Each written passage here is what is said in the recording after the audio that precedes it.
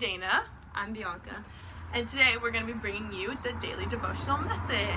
So, first off, we have a how you doing? How you doing? How you doing? Me first? Yeah. Okay. So, obviously, we're in kind of a crazy, weird time right now in a pandemic. So, I've been working a lot. I work at Coffee Bean, and we're going 7 days a week, hard there. So, I've been feeling very blessed to have a job. And my family has been actually doing family dinners almost every night. So, we've been really rekindling our family relationships. So, this pandemic has definitely blessed me in certain ways. But I do miss hanging out in groups with my friends, and I obviously miss my church community and going to church on Sundays. How you doing, Bianca? I'm doing good, and I can definitely relate to that because I've been a person that's just been really working a lot. And I think Jesus has just been like talking to me and just slowed me down.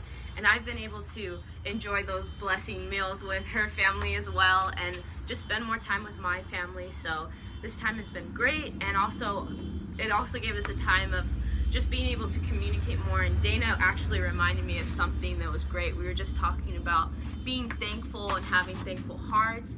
And she was talking about like when we used to have like middle school dreams about like praying for things that God has answered, and it's been like really great because I used to pray about like having a job and that's been answered, and I just feel like there's lots of things that God has fulfilled, like our promises, and has just really been there for us. So this time has been really cool. Yeah, definitely. Think about today all those prayers that have been answered from God, but we've just like absentmindedly forgotten about it, you know? Like, let's have a little bit of a thankful moment today. So, next up, we're going to get into the scripture. Scripture of the day. Scripture of the day. Daniel 3:12 to 9. 29 to 9. So it's Daniel 3:12 through 29. It's a long scripture today, but I tried to cut it shorter, but it's all so good and really I couldn't cut it any shorter. The Bible's too good. It was too good. All right, let's get into the scripture. Wait. Pause. Quick. Quick backstory. Okay, so we're going to give you a little bit of a backstory before we dive into the scripture.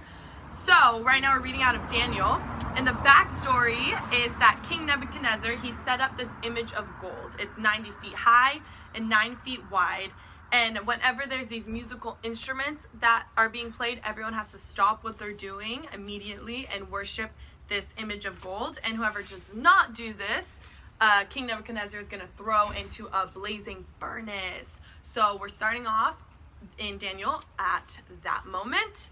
And we're going to be talking about 3 awesome dudes, Shadrach, Meshach, and Abednego, and what they had to say about this situation. All right, so let's start. Daniel 3:12. Here we go. But there are some Jews whom you have set over the affairs of the province of Babylon, Shadrach, Meshach, and Abednego, who pay no attention to you, your majesty. They never serve your gods nor worship the image of gold you have set up. Furious with rage, Nebuchadnezzar summoned Shadrach, Meshach, and Abednego, so these men were brought before the king. And Nebuchadnezzar said to them, "Is it true, Shadrach, Meshach, and Abednego, that you do not serve my gods or worship the image of gold I have set up? Now, when you hear the sound of the horn, flute, zither, lyre, harp, pipe, and all kinds of music, if you are ready to fall down and worship the image I made, very good. But if you do not worship it, you will be thrown immediately into a blazing furnace. Then what God will be able to rescue you from my hand?" Shadrach, Meshach, and Abednego replied to him, "King Nebuchadnezzar, we do not need to defend ourselves before you in this matter. If we are thrown into the blazing furnace, the God we serve is able to deliver us from it, and we will deliver us from your majesty's hand. But even if he does not," that's a whole nother sermon in itself, ain't it, B? All right, but we'll get back to this message. "Even if he does not, we want you to know, your majesty, that we will not serve your gods or worship the image of gold you have set up." Then Nebuchadnezzar was furious with Shadrach, Meshach, and Abednego, and his attitude toward them changed. He ordered the furnace heated 7 times hotter than usual and commanded some of the strongest soldiers in his army to tie up Shadrach, Meshach, and Abednego and throw them into the blazing furnace. So these men, wearing their robes, trousers, turbans, and other clothes, were bound and thrown into the blazing furnace. The king's command was so urgent and the furnace so hot that the flames of the fire killed the soldiers who took up Shadrach, Meshach, and Abednego, and these 3 men firmly tied fell into the blazing furnace. Then King Nebuchadnezzar leaped to his feet in amazement and asked his advisors, "Weren't there 3 men that we tied up and threw into the fire?" They replied, "Certainly, your majesty." He said, "Look, I see 4 men walking around in the fire, unbound and unharmed, and the 4th looks just like the son of the gods."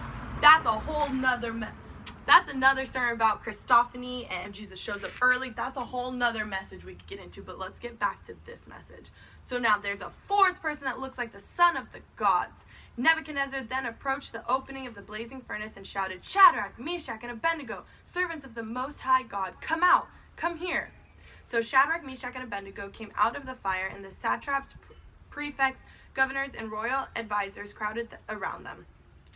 They saw that the fire had not harmed their bodies, nor was a hair of their heads singled. Their robes were not scorched, and there was no smell of fire on them. Then Nebuchadnezzar said, "Praise be to the God of Shadrach, Meshach, and Abednego, who has sent his angel and rescued his servants. They trusted in him and defied the king's command and were willing to give up their lives rather than serve or worship any god except their own God. Therefore I decree that the people of any nation or language who say anything against the God of Shadrach, Meshach, and Abednego be cut into pieces and their houses be turned into piles of rubble. For no other God can save in this way." I mean, boom! And that was some good Bible for you. Bible. All right, so let's break it down just a little bit. The story of Shadrach, Meshach, and Abednego is absolutely crazy how much faith they had in God to rescue them from a fiery furnace. This level of faith is what I call crazy faith. And I got a little definition for us about crazy faith. This definition comes from Pastor Michael Todd. He works at a church in Oklahoma.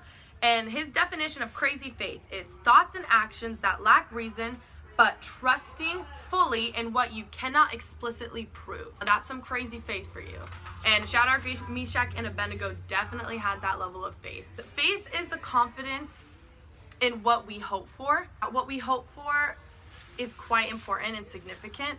And whatever you're hoping for is where you build your confidence in. Your confidence in life, your confidence in who you are and your identity. So Shadrach, Meshach, and Abednego, they hoped that God would save them from this burning furnace. And they had hope for their God to move.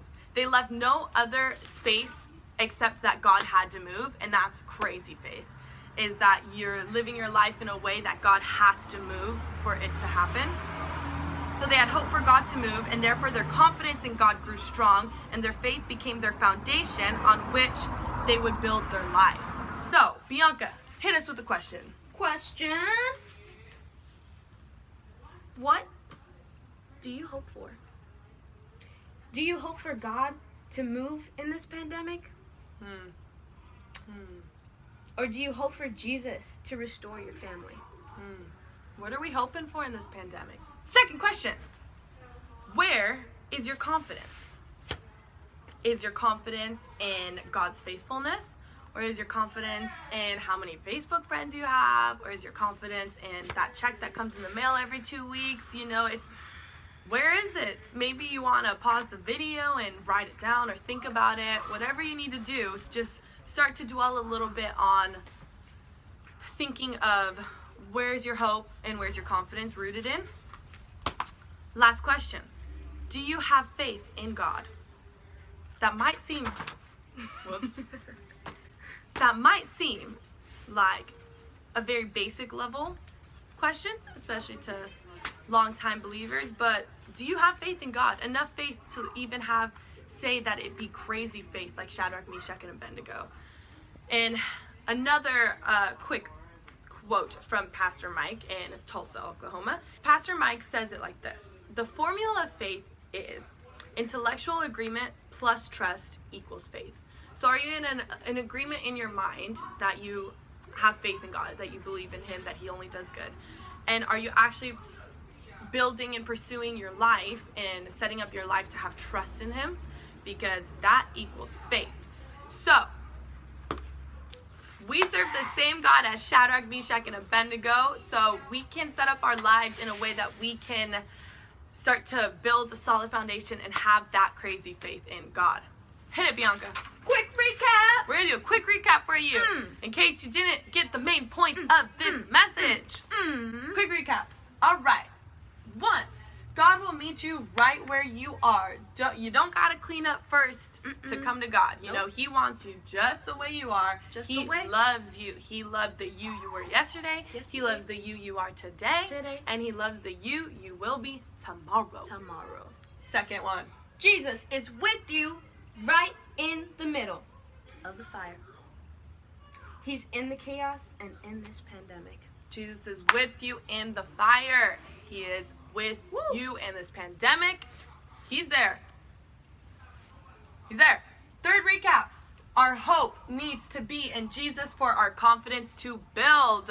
Where's your hope? Is it in Jesus? That will build your confidence. Fourth recap. Our confidence needs to be rooted in God's faithfulness. So once you establish where your hope is and your confidence builds, you need to make sure that your confidence is rooted in God's faithfulness. And then, if you understand these 4 recaps and you start to build your life around these ideas and on these biblical truths, then you can unlock what, B? What can you unlock? Crazy faith! Just like Shadrach, Meshach, and Abednego. Because we serve the same God as Shadrach, Meshach, and Abednego. What do we have for them, B? We have a worship song of the day. This worship song is key. It is A++, spot on to the message that we just gave. What's the worship song called? Another in the Fire. It's called Another in the Fire by Hillsong United and Taya. So if you just Google, we might have a link. We'll try and hook that up if we can put a link underneath or after this video for you guys to just click on that, watch it on YouTube. Should be right there. Should be right here. Maybe there. Somewhere.